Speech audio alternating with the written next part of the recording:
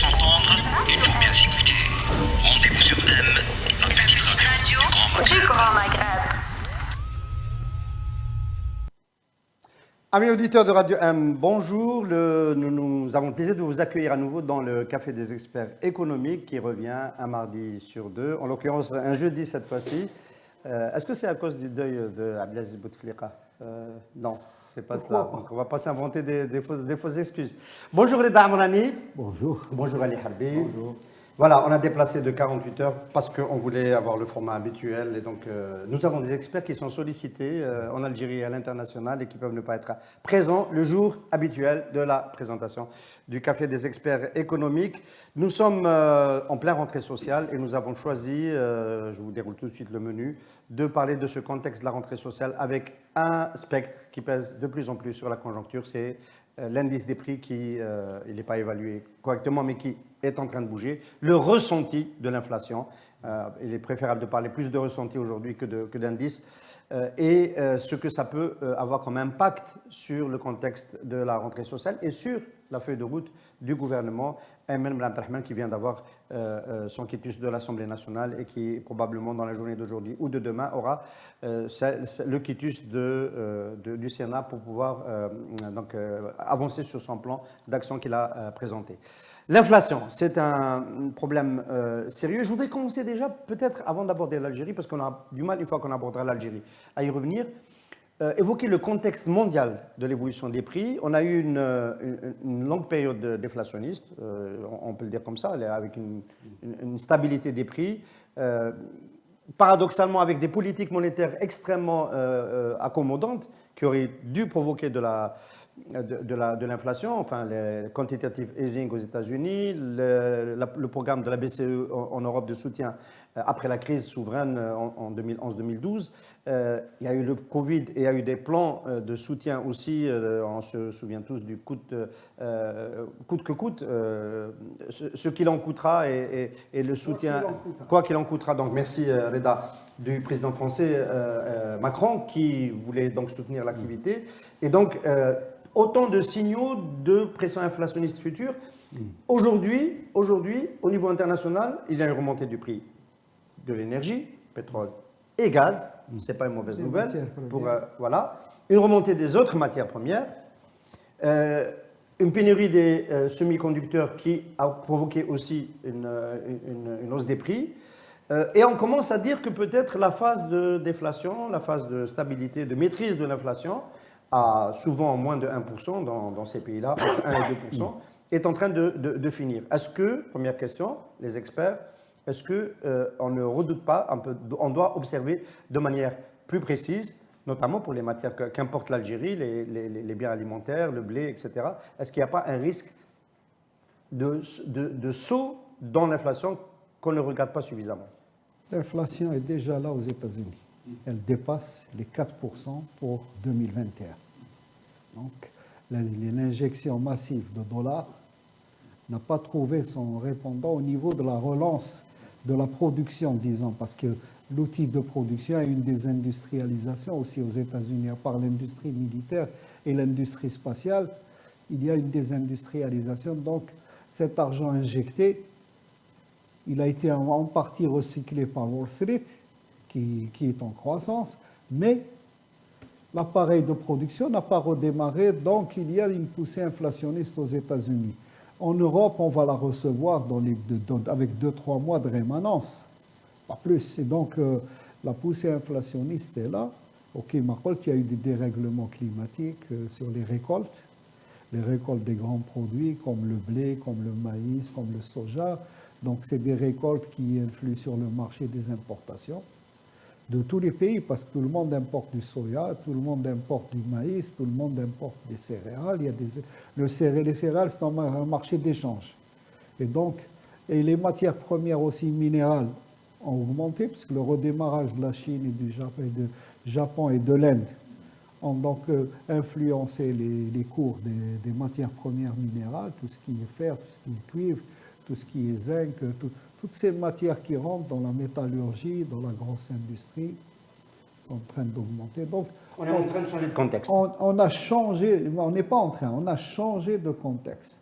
Actuellement, si vous voulez, les bourses sont en train de recevoir en premier les masses d'argent, donc elles les recyclent dans le circuit financier, mais le recyclage dans l'industrie productive, dans l'industrie des échanges, est en train de se faire, et donc la poussée inflationniste, elle est là. Hein. On va revenir à des inflations aux États-Unis de plus de 4%, en Europe ça va faire du 3-4% aussi. Donc l'inflation négative, la déflation, je pense qu'elle est derrière nous. Je pense. Hein. Ouais. Et il y a aussi ces dérèglements climatiques qui influent aussi sur la chose. Alors c'est peut-être quelque chose qu'on n'a pas suffisamment observé, notamment pour les produits que l'Algérie importe et qui sont soumis aux variations du climat. Je crois qu'on a une faille dans notre système économique en Algérie, c'est que nous n'avons pas vraiment une veille des marchés mondiaux. D'accord ? Elle existe, je ne dis pas qu'elle n'existe pas du tout, mais on ne tire pas les conclusions au moment venu, et donc souvent on se retrouve à subir des fluctuations donc à la hausse ou à la baisse. On les découvre au moment où elles ont déjà lieu, alors qu'aujourd'hui des instruments permettent quand même de détecter les choses très en amont, ou assez tôt pour qu'on puisse réagir, notamment avant les envolées de prix. Donc je crois que là, aujourd'hui, la leçon qu'on doit en tirer, parce que là on est en train de subir des choses, hein, donc on est suiveur un peu sur les enjeux mondiaux, c'est qu'il nous faudrait qu'on ait des institutions de veille qui fonctionnent plus en mode intelligent, je dirais, qu'en mode de simple collecte de data basique. D'accord ? Donc déjà, on a des problèmes sur le data de base, mais en plus, on n'a pas l'analyse donc, des mouvements, etc., et qui font qu'aujourd'hui, on est dans une situation où on subit. Et quand on regarde, par exemple, au travers de la presse nationale, on constate que les éléments d'analyse ne tiennent pas suffisamment compte des mouvements de la tectonique des plaques, hein, dont parlait Reda à l'instant. Ce qui est très important, c'est qu'il faut distinguer des événements conjoncturels des tendances qui vont devenir des tendances, je dirais, structurantes et devenir structurelles de l'économie mondiale. Donc ce qui est conjoncturel, c'est la bulle spéculative. Nous sommes en pleine bulle spéculative parce qu'il y a eu de l'injection d'argent et donc c'est parti sur la sphère spéculative, donc les prix augmentent parce qu'il y a spéculation. Indépendamment de l'offre et de la demande, il y a un maillon spéculatif qui détient l'argent, qui fait monter les prix. Cette bulle risque d'exploser à tout instant parce qu'il y a un spectre en Chine qui s'appelle l'Evergrande, qui peut exploser à tout moment et entraîner avec... Ça, on n'en sait rien. Très forte correction boursière mondiale. Mais il faut dire une chose, c'est qu'on n'en sait rien, parce qu'il faut être quand même modeste.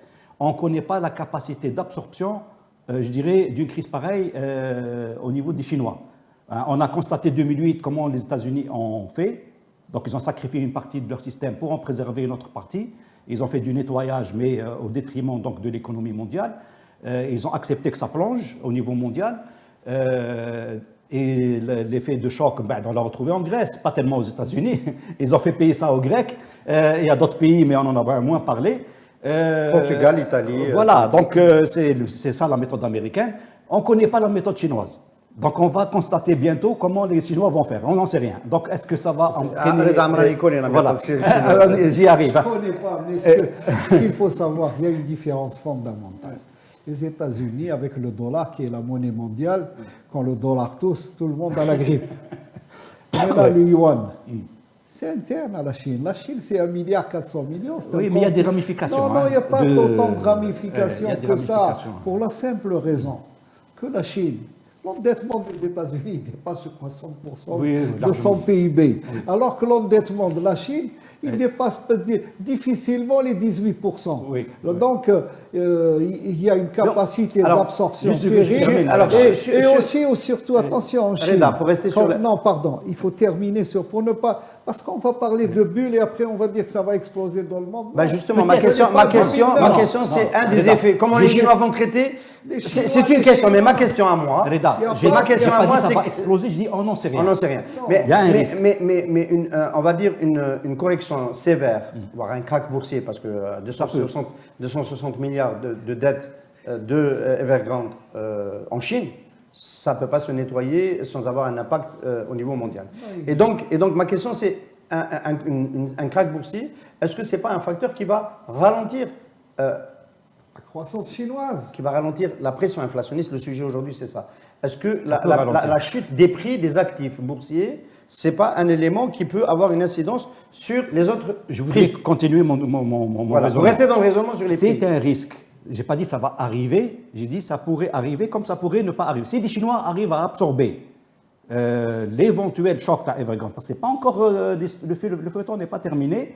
C'est très mal engagé. Voilà, donc ça peut ralentir ou pas. Donc c'est quelque chose qu'on va L'inflation, observer. on parle de l'inflation. L'activité, c'est plus tard. Le flux inflationnel, Voilà. et parce qu'on est encore, je suis en train de parler de l'aspect conjoncturel de la bulle spéculative. D'accord. Ensuite, il y a des tendances lourdes, on en a parlé. C'est la rareté. Les tendances lourdes, on a un phénomène de rareté, on a un phénomène dont on doit tenir compte vraiment de manière importante, c'est que ce qui était des incidents auparavant, maintenant c'est une tendance lourde, c'est les effets du réchauffement climatique, les incertitudes sur la production agricole mondiale, les incertitudes sur la disponibilité hydrique, sur les endroits classiques, parce que globalement dans le monde il y a de l'eau, hein, donc il ne faut pas que... Mais il y a des zones géographiques où il y a de l'agriculture industrielle et qui, cet été-là, depuis le printemps d'ailleurs, on voyait les choses venir. Hein, donc, c'est pour ça que quand le gouvernement a dit on a été surpris, alors tout le monde en parlait depuis le printemps, qu'on allait dans le mur sur la question de l'eau. Le ministre de la Santé a même été surpris par la troisième vague du Covid. Allez, je pense que ça c'est autre chose. Mais bon, mais être surpris par la crise de l'eau, alors que toute l'expertise mondiale était en train de dire attention, on a une crise de l'eau qui s'annonçait depuis la fin de l'hiver. Donc, ça, c'est les phénomènes lourds. Les phénomènes lourds qui doivent nous amener, nous, je dirais, à vraiment intégrer cette analyse-là dans notre approche et avoir des réponses aussi sur le temps. Parce que ce n'est pas des histoires à corriger en un mois ou deux, ça, attention, c'est des processus lourds qui sont lents. Je voudrais souligner encore un dernier point sur une tendance qui est lourde aussi. Il y a cette problématique de ressources, de pénurie de ressources sur tout ce qui est renouvelable. C'est-à-dire que la demande actuelle sur le renouvelable, donc sur l'équipement du renouvelable, fait qu'il y a besoin de ressources, notamment sur les batteries, sur l'aluminium, sur d'autres. Ça ne suit pas, la production primaire ne suit pas actuellement. C'est un facteur inflationniste, mais c'est un facteur aussi qui va donner un répit aux énergies fossiles. Or, cette perspective de répit sur les énergies fossiles est un facteur qui permet au prix de se maintenir. Parce que les gens disent finalement, on ne sort pas aussi vite. Si on ne sort pas aussi vite, c'est un secteur... et donc, peut-être qu'il y aura même un ralentissement sur le désinvestissement des grandes banques et des grands organismes. Cette tendance au désinvestissement vers le fossile va peut-être changer. D'accord, parce que c'était la tendance jusqu'à maintenant. Alors, on a bien compris, on a des pouvoirs publics en Algérie qui n'ont pas anticipé la crise hydrique, alors qu'elle était visible, n'ont pas anticipé la troisième vague du Covid. Est-ce qu'on peut imaginer aussi qu'elle n'anticipe pas un choc possible, un choc inflationniste possible? Quand on voit l'évolution de la courbe normale de l'ONS, elle a touché un sommet en avril. Il y a eu, je pense que c'était lié aussi à la hausse des prix des produits alimentaires liés au mois de Ramadan, au mois d'avril, mai, et puis elle est redescendue un petit peu. Mais en glissement annuel, à la dernière publication de l'ONS, l'indice des prix de la ville d'Alger, hein, c'est le plus significatif, c'est 5,6%. Donc première question, est-ce que votre ressenti de l'inflation, c'est 5,6% pour cet été? Ça dépend des secteurs. Hein. Dans l'agroalimentaire, il est largement au-dessus de 15%. Alors tout de suite, si dans l'agroalimentaire, il est largement au-dessus, il y a un gros problème parce que sur les 1000 points, les 1000 points, c'est déjà à 650 points. Terminé. Donc, si ça augmente beaucoup, ça veut dire qu'on est très au-dessus. Je n'ai pas terminé parce que quand on voit la répartition des dépenses du ménage algérien, l'agroalimentaire, c'est le gros morceau. 650 points sur 1000. 65%. C'est le gros morceau. Ça veut dire que le pouvoir d'achat, l'inflation est là, et c'est une grosse inflation, et le pouvoir d'achat est encore érodé. Et les gens, on l'a dit lors du dernier Café des experts, il y a des gens qui, dans la rue, vous interpellent systématiquement parce qu'ils sont dans le besoin, ils n'ont plus honte de demander de l'aumône. Et c'est terrible, et nous sommes arrivés à cette situation. Un petit exemple, l'œuf. Il valait 10 dinars. Aujourd'hui, il vaut 15 dinars. C'est 50% d'augmentation. Ça, c'est pas un produit de luxe, c'est le produit qui se substitue à la viande. Donc la viande est intenable. Vous avez de la viande de bœuf qui est à 2000 dinars le steak aujourd'hui. Donc, alors qu'il était à 1300, 1400. Ça, c'est toi, les Par DAP. temps. C'est un complot contre les DAP. Non, je l'ai fermé pourtant, je l'ai mis en mode avion. Mais voilà, donc nous sommes en une situation inflationniste terrible. Et ce qui me désole, c'est que le gouvernement... Terrible. Pour les citoyens. Le pire est encore devant nous, en fait, Non, c'est non, ça. pour là. les citoyens. Mais ce qui est terrible, c'est que le gouvernement ne semble pas prendre en considération cette situation. Il pense qu'il peut continuer à gérer la situation sociale de notre pays dans le Pendant que tu as la parole, allez, ronronnement. Pendant que tu as la parole. Peut-être qu'il n'a pas les bons indicateurs pour réagir, le gouvernement. Pour le Covid, bon, je le dis depuis Tu es longtemps. gentil, Pour tu le, es non, non, gentil. pour le Covid, je dis depuis longtemps, les chiffres qui sont sortis Ah par, non, par tu le es ministère, gentil, ministère de la ça. Santé sont scandaleux. Nous, on ne les reprend pas parce qu'ils ne reflètent pas la Il y a réalité. 5-8. Il avait raison, il fallait le fermer. Et la question, c'est est-ce que 5,6%, ça vous paraît... 5,6%, ça vous paraît sérieux comme peut-être qu'on est très loin de Non, de la regarde, réalité. c'est un sujet mathématique d'ordre secondaire. Je m'excuse. Hein. C'est-à-dire que le problème, c'est le perçu. Mais non, mais un Attends, gouvernement, laisse-moi- le gouvernement, il peut changer de politique gouvernement- s'il a un vrai indicateur Attends. qui lui dit qu'on est déjà à 15%. Le gouvernement sait très bien que nous avons un problème de data. D'accord. Les gens de l'ONS qui sont... Il y a des compétences très sérieuses au niveau de l'outil statistique national, mais ensuite il y a la marge de manœuvre des gens. Il y a le retard technologique. Il y a le problème de l'informel. Donc il y a plusieurs paramètres qui entrent en compte pour nous dire qu'aujourd'hui, nous n'avons pas accès aux data ni à ce qu'on appelle aux indicateurs complexes, ce que j'appelle un indicateur complexe combiné à partir de plusieurs indicateurs de base. Donc moi, je ne suis pas statisticien. Et je pense qu'il est secondaire de dire est-ce que c'est à 5 ou à 7 ou à 7,5 ou... quand même. Smahli. C'est un outil pour la Banque d'Algérie. Oui, c'est un et outil. aujourd'hui, ce qui compte le plus, Être à 5,6 ou être à 10%, c'est pas du tout Écoute, la même chose. et comme tu disais, Reda, et si on était à 15 sur certains segments? Non, Et non, alors je parle du global. Non, mais regarde, ce que je veux te dire, il ne faut pas se focaliser sur ça, il faut se focaliser sur les facteurs. C'est-à-dire, qu'est-ce qui pourrait amener justement à ce qu'on dise le pire est à venir, ou bien est-ce que le gouvernement a une marge de manœuvre sur... il a le guidon en main, quoi, hein, voilà. Il y a deux choses. On vient d'aborder au début de l'émission la problématique de l'inflation importée. On a dit, actuellement, on a très peu d'instruments de maîtrise. Il y a un deuxième aspect qui est l'inflation qui est générée par les perturbations de la production intérieure de biens et de services. Ce qu'on constate aujourd'hui, c'est une profonde déstructuration des filières. Et ça, c'est un phénomène lourd. C'est-à-dire que ça ne va pas se régler en une décision gouvernementale, ni en Conseil des ministres, ni en 2 temps, 3 mouvements pour juguler l'inflation. C'est pour ça que je te dis, ça devient moins important de dire que c'est 5 ou 7. Le problème, il est très lourd. Et donc, quand tu vois, par exemple, que... On peut illustrer. Je vais donner des exemples. Tu prends, par exemple, la filière avicole. Puisqu'aujourd'hui, J'allais parler de la pâte alimentaire. Mais Là, allez, je vais parler de la filière avicole, Ok. puisque le poulet, elle est à 500 dinars du kilo. Enfin, il est passé par 500 dinars sur un pic, alors que le tarif de référence, c'est-à-dire le tarif normal, on devrait être entre 170 et 180, jusqu'à 190, disons, dinars le kilo, à tout casser. Et donc, on se retrouve à 450. Tu vois un peu l'écart, la vraie inflation. Donc, c'est des chiffres. Et donc, le problème, c'est une déstructuration de filière. Ça veut dire que tu as des gens, d'abord, un très faible professionnalisme, autant d'entrants que de sortants. Donc, ça veut dire qu'entre un entrant et un sortant de la filière, tu as un gap où il n'y a personne qui produit. Parce que l'entrant d'avant, il était entré, ça ne l'intéresse plus, il ressort de la filière parce que le poulet a baissé, et ainsi de suite. Tu as des problèmes de maladie, tu as des problèmes phytosanitaires, il y a des problèmes de chaleur parce que les gens n'investissent pas sur les conditions un peu de climatisation des poulaillers, etc. Tu as des problèmes de distribution.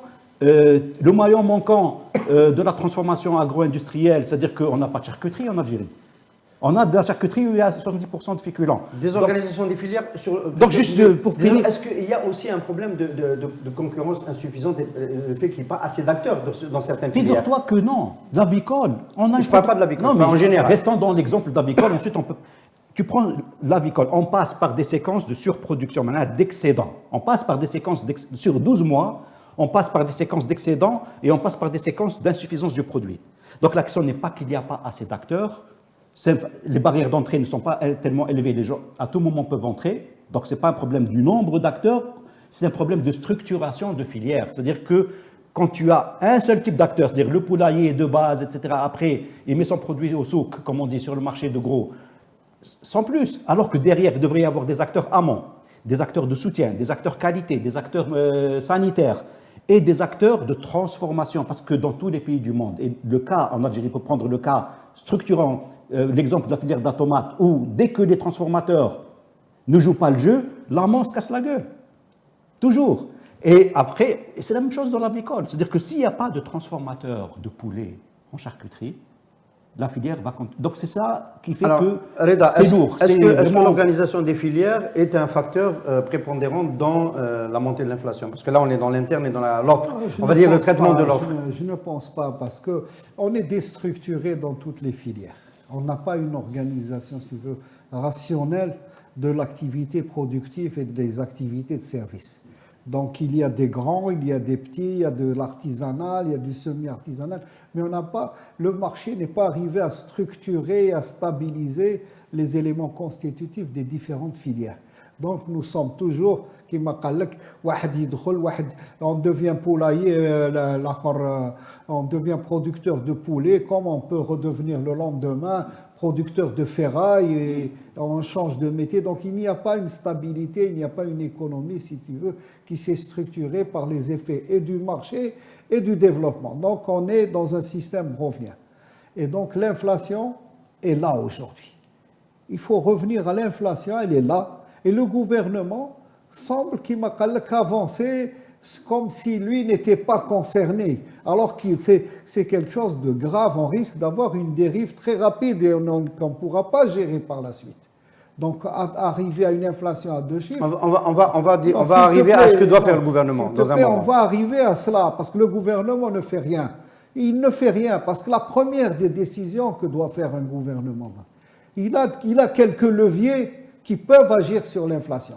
Et on dirait qu'il écoute un certain nombre d'experts bornés qui lui disent « continue à dévaluer le dinar » parce qu'ils sont incapables de gérer la modernisation et l'efficacité du système budgétaire algérien.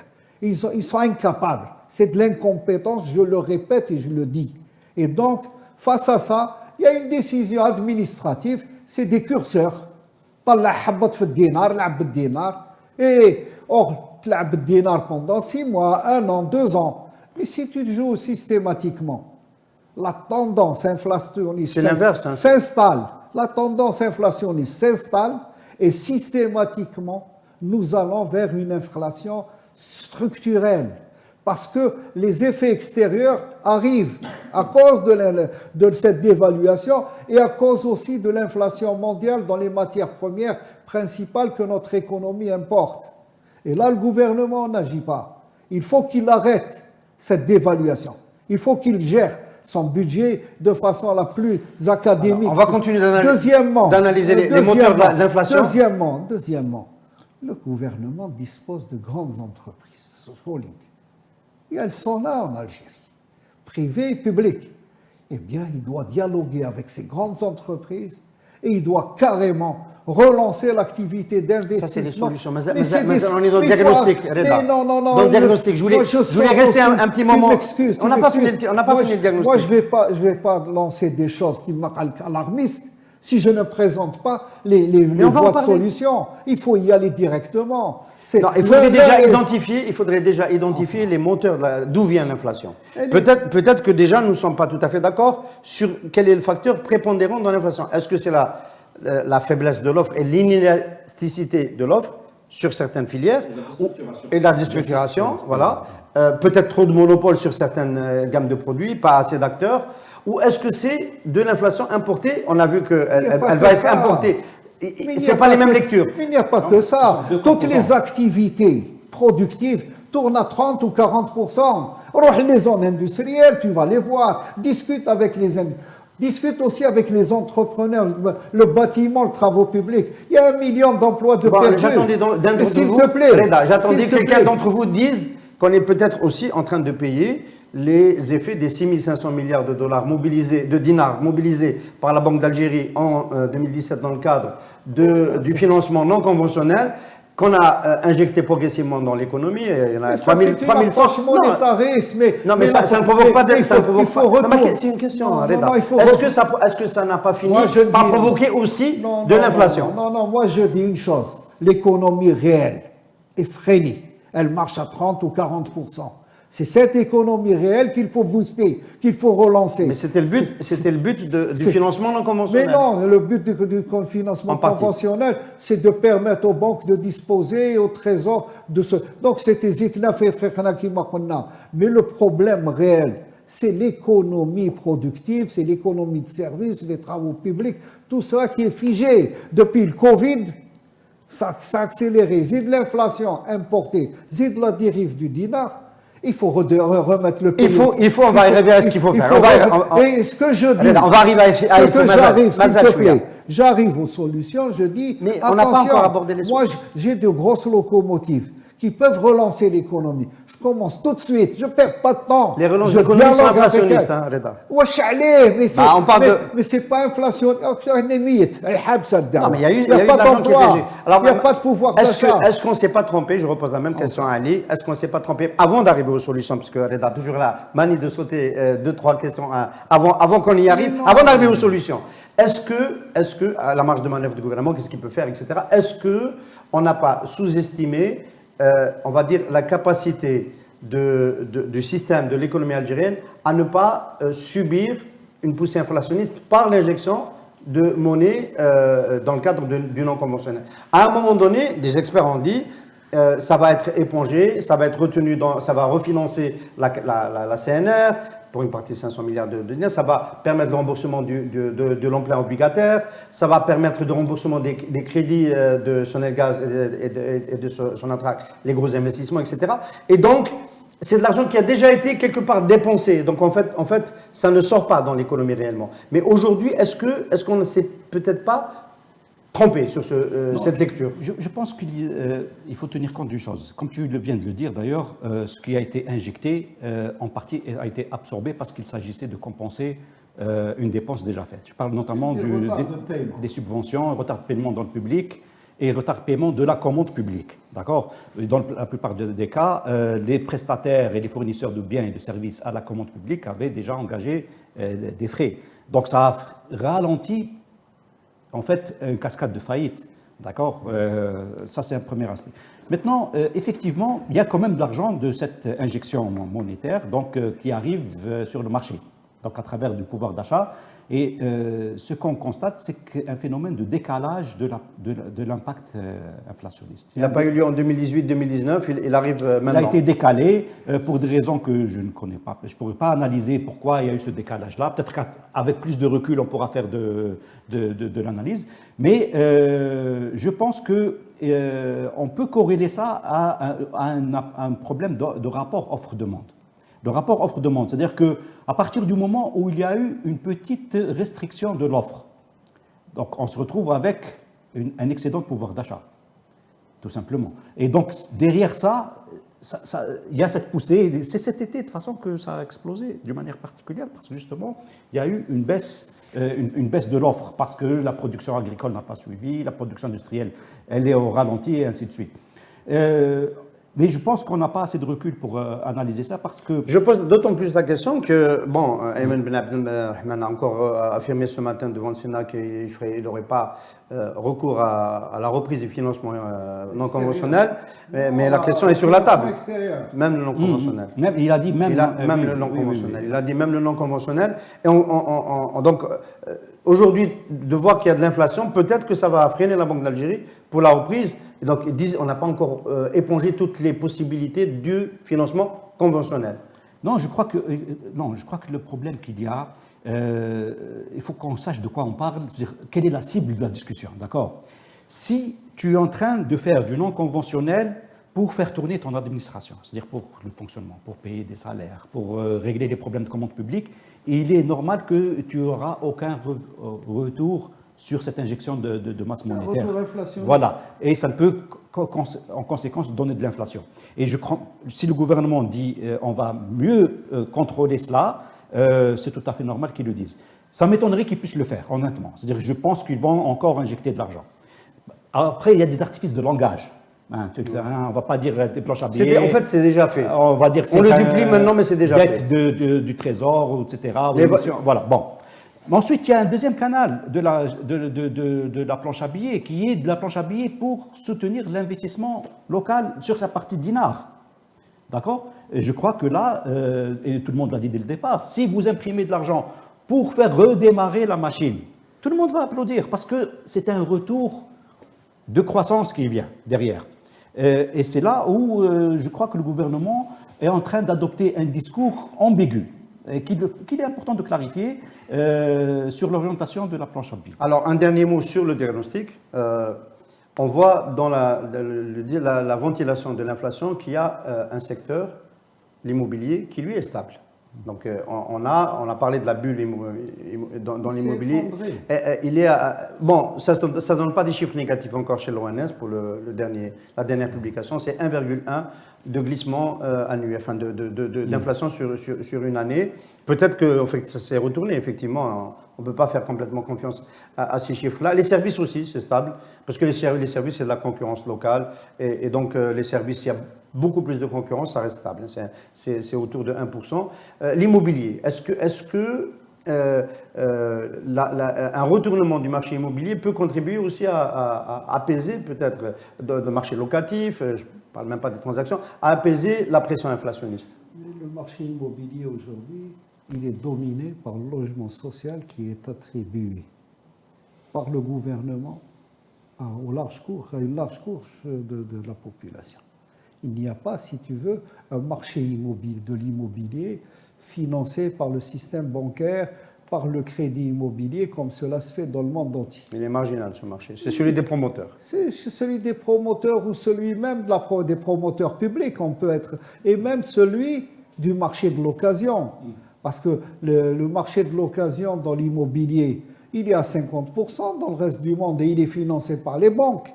Vous trouvez un logement dans une agence immobilière, vous adressez à votre banque, elle vous avance de l'argent si vous êtes solvable, bancable, et vous prenez un crédit que vous remboursez sur 15-20 ans, l'achat de votre logement, qu'il soit neuf ou en deuxième main.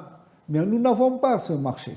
Et nous avons une demande qui est là, parce que le problème là-dedans, c'est qu'il y a une demande et il n'y a pas une réponse économique à cette demande. Il y a une réponse totalement sociale. Et même dans le social, la classe moyenne est évacuée parce que, au-delà, je crois, d'un revenu moyen de 250 000 ou quelque chose dinars, vous n'avez pas droit au logement social, vous n'avez pas le droit au LPF, tout ce qui est soutenu par le gouvernement. C'est-à-dire une large partie de la population est évacuée de cette offre de logement et elle n'a pas une offre compensatoire au niveau du système bancaire. Donc nous sommes dans l'immobilier, il faut innover, il faut que le gouvernement et les associations aussi de citoyens, la société civile, se révoltent un peu pour revenir, si vous voulez, à des conditions normales du marché de l'immobilier. Nous sommes dans une situation totalement anormale et alors que la demande est là. Et lorsque la demande devient solvable et satisfaite, à ce moment-là, il y a une reprise. Quand le bâtiment va, tout va. Donc, on parlera tout à l'heure de l'automobile. On parlera tout à l'heure en deuxième partie d'émission. Je ne l'ai pas annoncé dans le menu de l'automobile. Comment ça peut impacter l'inflation, le retour de l'automobile neuf et l'importation d'occasion? Est-ce que c'est un facteur qui va tirer l'inflation vers le haut?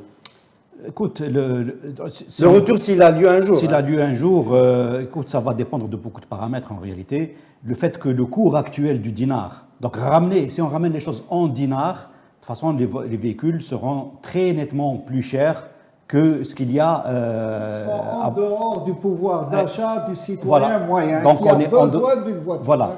Parce qu'en ce moment, ils ne sont pas comptabilisés. Ils sont sortis de l'indice quasiment. Ce n'est pas dans l'indice. De toute façon, aujourd'hui, il y a un saut qui se fait sur les prix des voitures, que ce soit sur le marché réel, le marché de l'automobile d'occasion, même si demain on fait du moins de 5 ans ou du moins de 3 ans, ou même si le neuf revient, ça va revenir à des tarifs très élevés, à des prix très élevés, parce qu'il y a deux paramètres. Le premier paramètre, c'est le cours du dinar, et le deuxième paramètre, c'est qu'il n'y a pas de voiture sur le marché mondial. Il ne faut pas oublier ça. Donc les délais de livraison ont doublé. On va en parler.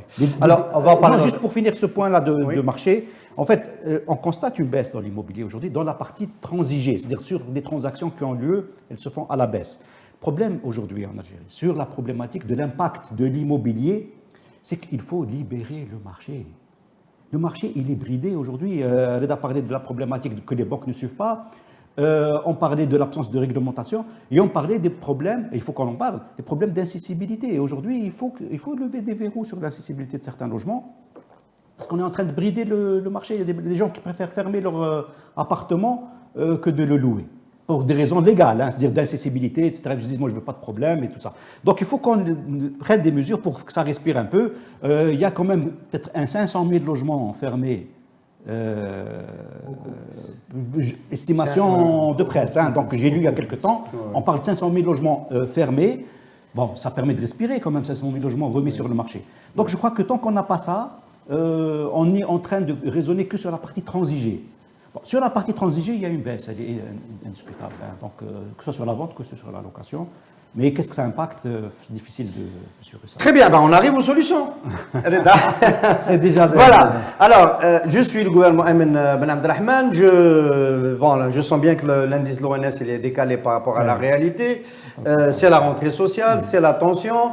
Les syndicats commencent à envoyer des signaux. Il y a le CNAPES qui a menacé déjà, qui a un mouvement de grève possible dans l'éducation nationale, c'est le mastodonte. Il y a des secteurs un peu moins connus, les impôts, l'administration des impôts qui a fait allusion à un préavis de grève si on ne prenait pas en charge. Et d'autres secteurs, on s'attend aussi à ce que le secteur de la santé se mette en mouvement.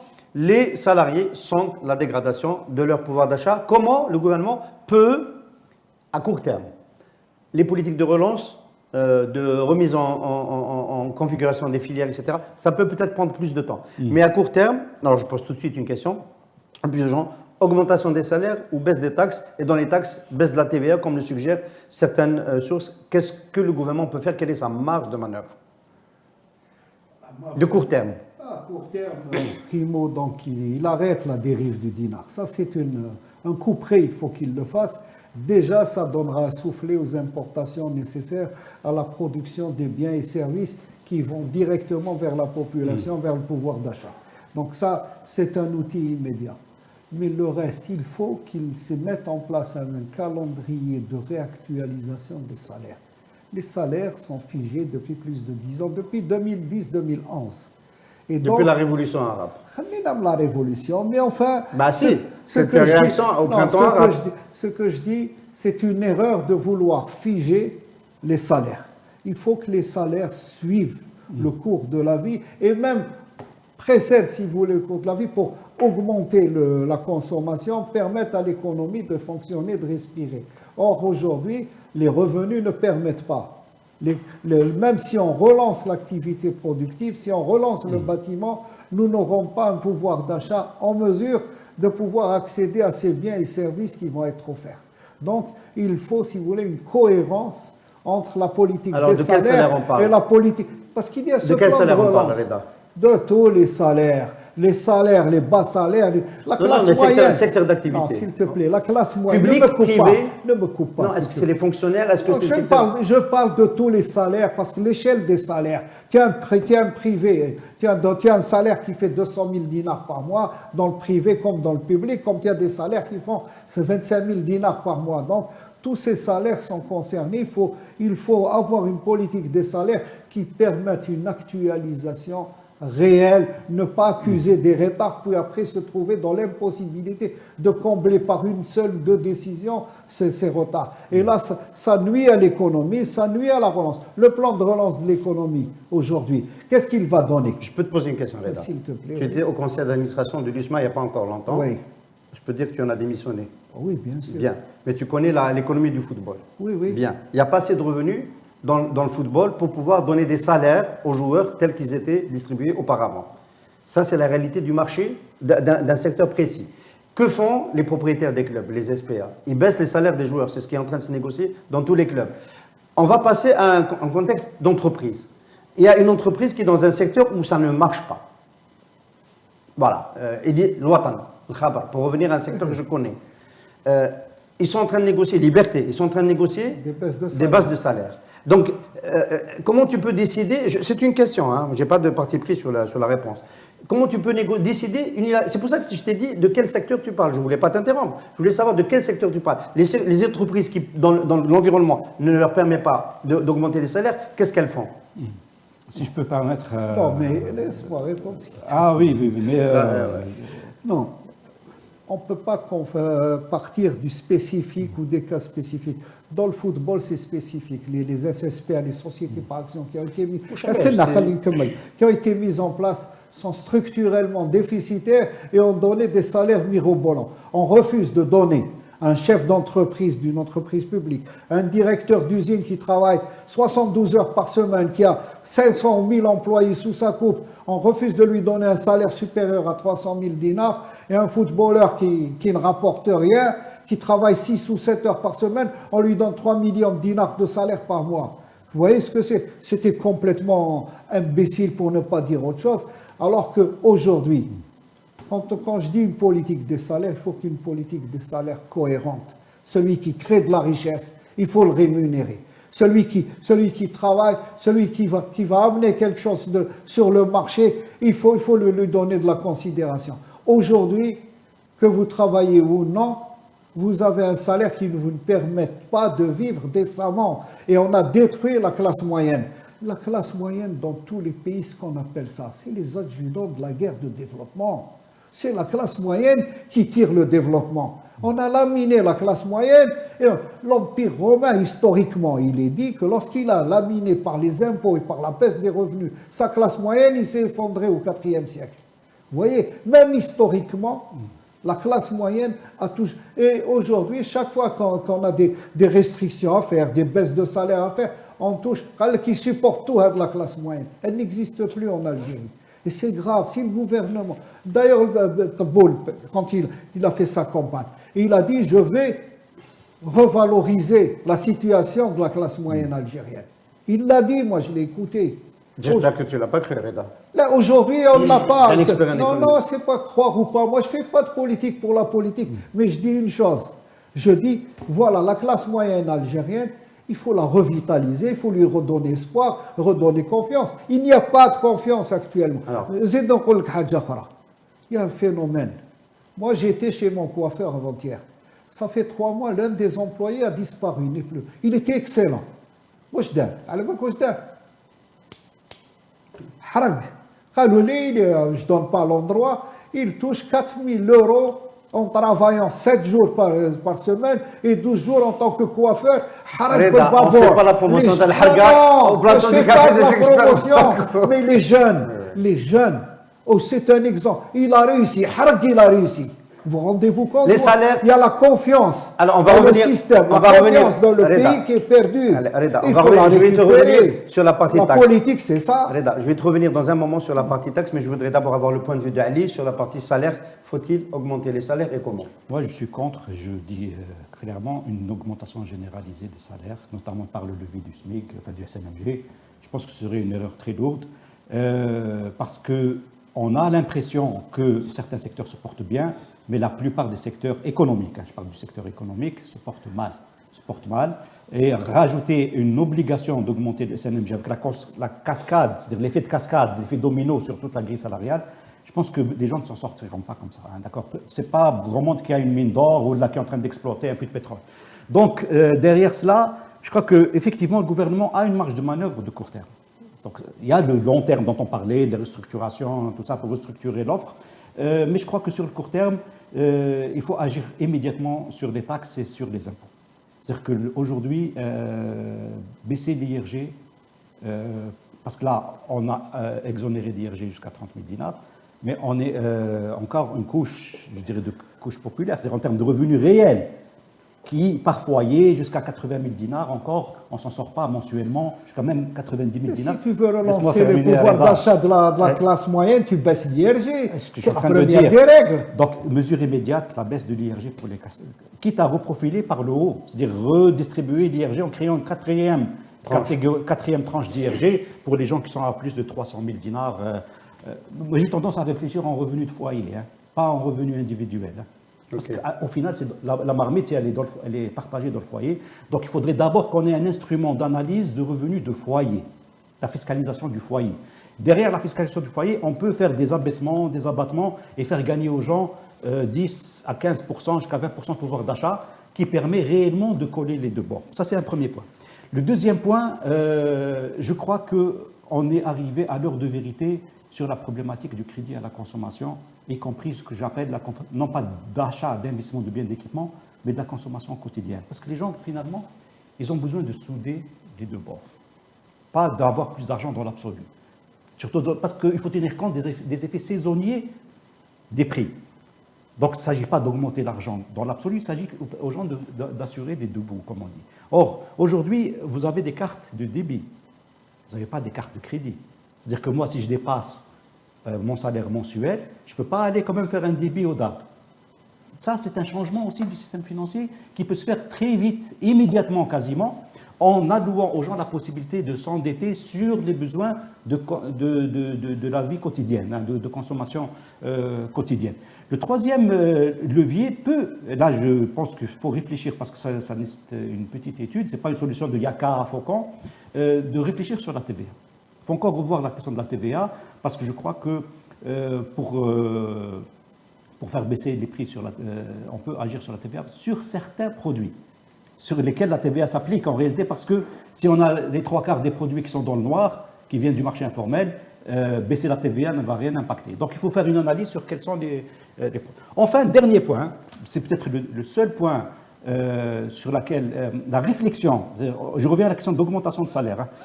Je pense, et je suis partisan de réflexion par branche, et non pas d'une réflexion généralisée. C'est-à-dire la réflexion sur la question des salaires doit se faire par branche.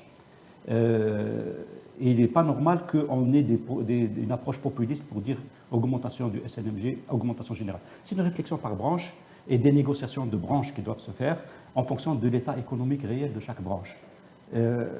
Et là, oui, je sais qu'il y a des marges de manœuvre dans certains secteurs et il n'y en a pas dans d'autres. Donc voilà comment je vois vraiment la possibilité de faire bouger les choses et de faire vraiment la soudure immédiate, parce qu'il y a un problème de soudure immédiate qui est là.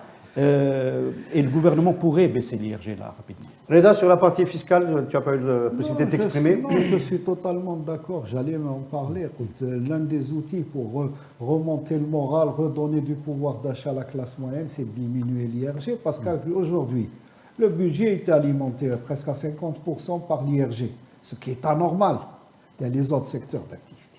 Maintenant, le gouvernement semble donner de grands espoirs à son programme d'action. Il est bon, le programme d'action, mais il n'est pas, comme on l'a dit ici, les députés, il n'est pas, si tu veux, finalisé en termes de planning, de coûts, de précision et tout. Je considère qu'aujourd'hui, face à la situation inflationniste, à la baisse du pouvoir d'achat, et aussi et surtout, nous allons face à des problèmes sociaux terribles dans notre pays. Parce que la confiance entre gouvernants et gouverner n'existe plus. Le Hirak l'a montré, il faut revenir à une confiance. Un gouvernement, s'il n'a pas la confiance de ses citoyens, il a beau avoir des plans mirobolants, ça ne réussira pas. Donc, il est tenu aujourd'hui d'aller à la négociation. D'un côté, avec les différentes entreprises, les différentes associations d'entrepreneurs, parce que ce sont eux qui vont se lancer, ce sont eux qui vont investir, ce sont eux qui vont relancer la machine. Et aussi avec les représentants du capital travail, avec les syndicats. Il faut qu'ils négocient avec eux comment mettre en œuvre ce plan d'action en redonnant au capital travail sa valeur ou sa place réelle dans cette relance, et aux entrepreneurs qui vont entreprendre, il doit négocier les voies et moyens pour aboutir à ça. Et là, dire je ne recours pas à l'endettement ni à l'endettement extérieur, ça c'est des effets de manche. Très bien. Alors, La réalité, on va être amené. Je vous donne un exemple. Sonatrach a une dizaine de projets de transformation, pétrochimie, gazochimie, ils sont là. Si vous dites à Sonatrach, vous allez financer vos investissements, eh bien, il va mettre 10 ans pour lancer. Mais si vous dites à Sonatrach, vos projets sont solvables, ils exportent, ils se substituent à l'importation, vous pouvez accéder à des financements à 1 ou 2% d'intérêt. Alors, au lieu de lancer un projet, il va lancer 10. avec la même valeur, la même somme en devises. Donc, le gouvernement, c'est absurde quand il dit « je ne vais pas recourir au crédit extérieur ». Donc là, pour des entreprises comme Sonelgaz, comme Sonatra, comme Considère, comme Condor, comme Cévital, il faut qu'il leur libère l'accès au financement extérieur pour démultiplier, je dis bien, démultiplier leur capacité d'investissement. Si vous libérez le commerce extérieur, le bonhomme, il va ramener 20% d'apport et il va trouver des financements internes et externes sur 80% du coût de son investissement. C'est énorme, ça. Ça multiplie par 5 la quantité d'investissement à mettre en place. Donc, que le gouvernement sorte de son dogme et qu'on revienne à l'économie réelle. Très bien, Reda. Merci. Je pense qu'on a essayé de faire le tour un peu de cette problématique de l'inflation qui a marqué qui est en train de marquer la rentrée sociale. Ça va être peut-être un fil conducteur cette saison dans le café des experts économiques parce qu'on ne s'attendait pas à ce que le rebond soit aussi fort et nous le vivons tous les jours. Reda Amrani a parlé de la dégradation des statuts de la classe moyenne. C'est beaucoup plus dur et beaucoup plus dramatique, évidemment, pour les milieux populaires et ceux qui ne sont pas sécurisés par des revenus stables. Alors, on voulait traiter de cette évolution parce qu'on évoque toujours dans le café des experts économiques un point d'actualité plus factuel et plus conjoncturel, c'est cette incapacité de la commission technique interministérielle de délivrer des agréments d'importation pour les concessionnaires automobiles. J'ai dit incapacité, c'est un feuilleton qui dure depuis des mois. C'était supposé être réglé au temps du gouvernement précédent, ça ne l'a pas été. L'actuel gouvernement s'est installé. Et puis, il y a eu à la fin de la semaine dernière un fait, 9 notifications pour les 9 premiers dossiers qui ont été déposés, qui sont autant de refus, donc il n'y aura pas d'importation de véhicules. Les acteurs de cette importation sont blackboulés, sont rejetés par la commission. Et aujourd'hui, il y a un levé de bouclier des concessionnaires qui disent que c'est plus possible parce que c'est un cahier des charges qui est en train de changer au fur et à mesure. Il y a toujours de nouveaux documents qui sont demandés. Enfin, j'ai même lu chez un spécialiste, notre confrère Morad Saadi, directeur de Caradisia, qui a un concessionnaire à qui on a refusé parce qu'il y a eu une visite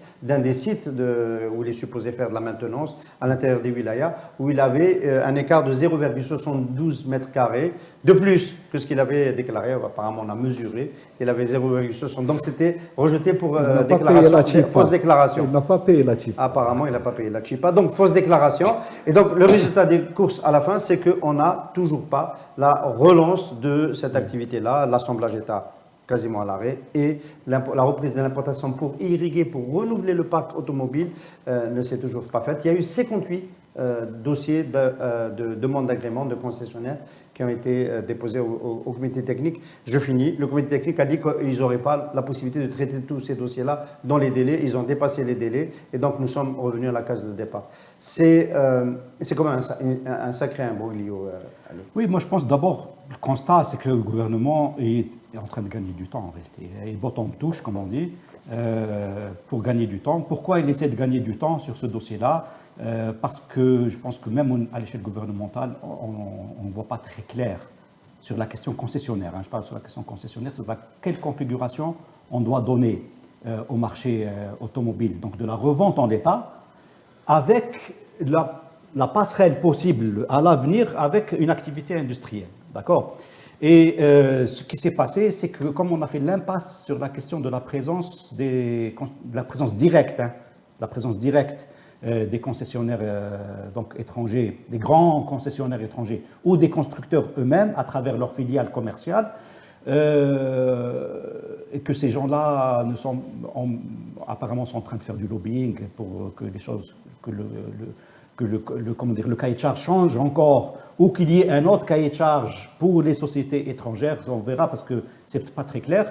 Je crois que rien ne va bouger en fait, parce que les enjeux sont énormes. C'est un petit marché relativement, mais 2-3 milliards maintenant par an. Écoute, moi je raisonne en nombre de voitures, après que ça peut fluctuer en terre, mais c'est un marché de 500 à 600 000 véhicules par an, minimum. Bon, c'est un bon marché de 500 à 600 000 véhicules an. C'est beaucoup, 500 à 600 000. Mais c'est petit à l'échelle des consolidations qui ont lieu en termes de le rapport de l'offre mondiale Même si aujourd'hui on a un tassement de l'offre, mais ce n'est pas un très très grand marché. C'est ramener au marché sud-africain, ramener à d'autres marchés, nous ne sommes pas le premier marché. Il ne faut pas non plus prendre la grosse tête. Hein. Donc nous sommes un bon marché intéressant à l'échelle de l'Afrique du Nord, par exemple, oui. Mais nous sommes un marché plus petit que le marché égyptien. D'accord? Donc si quelqu'un devait prendre des décisions stratégiques, il préférait s'allier à des Égyptiens que de s'allier à des Algériens. Donc nous sommes ce qu'on appelle un marché intermédiaire. Mais les enjeux sont assez importants en valeur monétaire et nous sommes aussi encore sur cette problématique de qu'est-ce qui va basculer dans l'industriel à l'avenir. Il faut savoir que le basculement dans l'industriel, c'est-à-dire l'activité de montage ou d'assemblage ou de fabrication de composants, elle ne peut pas se résumer à une réflexion dimensionnée sur le marché local. Ça ne peut prendre qu'une dimension de positionnement international, et là-dessus on le sait très bien, nous sommes en compétition avec le Maroc, on ne sait pas très bien comment on va se déployer et tout ça. Il y a des problèmes d'alliance stratégique à niveau international. Est-ce qu'on va vraiment s'allier aux Chinois sur ça et être un pont de débarquement, comment dire, des Chinois donc en direction de l'Afrique et de l'Europe, ou bien est-ce qu'on va continuer à être plutôt dans la sphère d'influence européenne? C'est des sujets, à mon avis, qui ne sont pas du tout tranchés. Ce qui fait que pour le moment, le gouvernement se contente de gagner du temps. Alors, de ce que je comprends, de ce qui s'est fait dit jusqu'à maintenant, c'est que le sizing et le costuming, entre guillemets, du cahier des charges tel qu'il a été proposé, allait donner l'avantage aux entreprises chinoises et la grande majorité des dossiers d'agrément qui ont été déposés, c'est pour importer des véhicules chinois, ceux qui rentraient le plus facilement dans ces cahiers des charges. Et il y a eu un lever de bouclier des constructeurs, entre guillemets, traditionnels, européens notamment, mais peut-être pas seulement eux d'ailleurs, parce que même les Japonais et les Coréens et les Américains peuvent ne pas être contents de cette évolution-là. Et donc on pourrait se retrouver avec ce cahier des charges dans un face-à-face Algérie-Chine. Est-ce qu'il faut aller dans cette direction? Si on veut peut-être industrialiser plus tard, ou déjà optimiser, parce qu'il y a quand même, pour faire le lien avec la première partie de cette émission, les prix des Chinois nous permettent d'éviter de faire une éviction de marché, parce qu'il y a beaucoup de salaires, beaucoup de revenus en Algérie qui ne peuvent plus revenir sur le marché du neuf, aujourd'hui. On ne peut pas répondre directement à ta question dès le moment où notre gouvernement n'a pas une vision stratégique bien établie, bien étudiée de l'industrie automobile en Algérie. Il fluctue de jour en jour. Avec des cahiers des charges, de l'importation, on a décidé d'arrêter l'activité montage, production, montage et tout son développement d'une manière vraiment brutale, sans consulter les partenaires étrangers. On n'a pas consulté ni les grands constructeurs chinois, ni les grands constructeurs européens qui étaient installés dans les usines de montage. Donc, brutalement, on décide, on fait le matamor et on coupe tout ça. Il n'y a plus de confiance entre l'économie algérienne et les grands constructeurs. C'est ça. Elle a été encore aggravée par ces tergiversations sur les importations, cahiers des charges. Ceci, tu viens de nous donner une image vraiment catastrophique. Donc, il n'y a plus de confiance envers les décideurs algériens, y compris décideurs publics ou décideurs privés qui n'ont aucun moyen d'agir sur leur gouvernement. Résultat, aujourd'hui, il y a une nécessité d'avoir le véhicule en Algérie. Il y a un marché, il y a un parc qui fait plus de 6 millions de véhicules particuliers. Il y a un minimum de 400 à 600 000 voitures neuves tous les ans. Sinon, vous allez augmenter ça va être le Covid-2, les accidents de voitures. Autant plus de morts que le Covid. Hein. Donc, nous allons continuer. Et ce n'est pas un luxe, le véhicule. Le véhicule devient un besoin, que ce soit pour les entreprises, l'administration ou pour les pères de famille, parce qu'il y a déficience du transport public. On a beau dire, il y a une déficience. En résumé, Reda, est-ce qu'on pourrait dire qu'on avait, il y a 4 ans ou 5 ans, du mal à attirer des grands constructeurs pour faire de l'industrie? On avait du mal à les attirer pour faire de l'industrie. Aujourd'hui, on a du mal à les attirer pour faire du commerce. Mais en fait, c'est ça. Non, il y a la crédibilité de l'Algérie a été perdue. Donc, pour la reconquérir, pour revenir à ça, il faut une vision stratégique stable, il faut une stabilité dans les institutions et dans les règles du jeu, et carrément aller vers 2 ou 3 constructeurs, négocier en tête à tête avec eux. C'est plus ni l'appel d'offres, ni ceci, cela. Mon marché, il est de temps. Le pouvoir d'achat est de temps. Il me faut des voitures de pas plus de 5 à 6 000 dollars sorties usine. C'est ça la négociation. Et je négocie avec 2 ou 3 et je relance l'industrie automobile. Allez, je vais Ça, c'est là, sur des bases économiques viables, c'est-à-dire taille mondiale. Il n'y a pas une usine qui fasse moins de 300 000 véhicules et pas une usine qui n'a pas 10 équipementiers autour d'elle et des équipementiers qui ont une taille mondiale. Ça veut dire ils vont satisfaire la production locale et ils vont satisfaire l'exportation. Tout doit être fait sur des tailles mondiales. On a un marché qui est moyen. Moi, je ne partage pas la position de Ali. Un marché de 600 000 à 700 000 voitures, c'est minimum 3 usines de montage économiquement rentables. Vous voyez ce que c'est? Moi, je pense que vous surestimez en termes de solvabilité le marché, mais ce n'est pas un problème. Mais non, je ne surestime pas. La fonction crée l'organe. Dès que j'ai des usines, dès que j'ai une industrie, le pouvoir d'achat va s'adapter à ces usines et à ces produits. C'est dans toute économie. Une économie n'est jamais figée. Résultat, il faut qu'on ait une vision stratégique, il faut qu'on ait une stabilité dans la prise en charge de ces problèmes, qu'on ne change pas les lois, les règles, qu'on ne change pas les opérateurs, mais aussi qu'on ne se disperse pas. Parce que nous avons un avantage terrible aujourd'hui, il y a une restructuration totale de l'industrie automobile. Oui.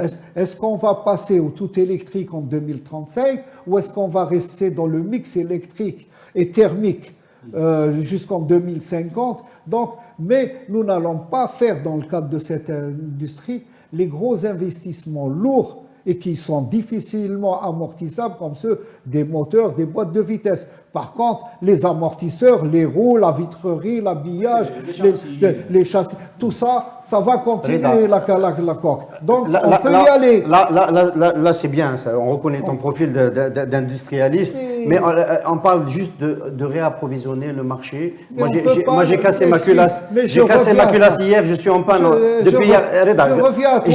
Et je ne peux pas acheter, y compris une voiture d'occasion. C'est le renouvellement du marché. Pour le moment, c'est juste le renouvellement. Je reviens à toi, Ihsan. Si je dois mettre 3 milliards par an d'importation, haram alina, je dis bien haram, de les jeter dans l'achat, je les jette dans la production.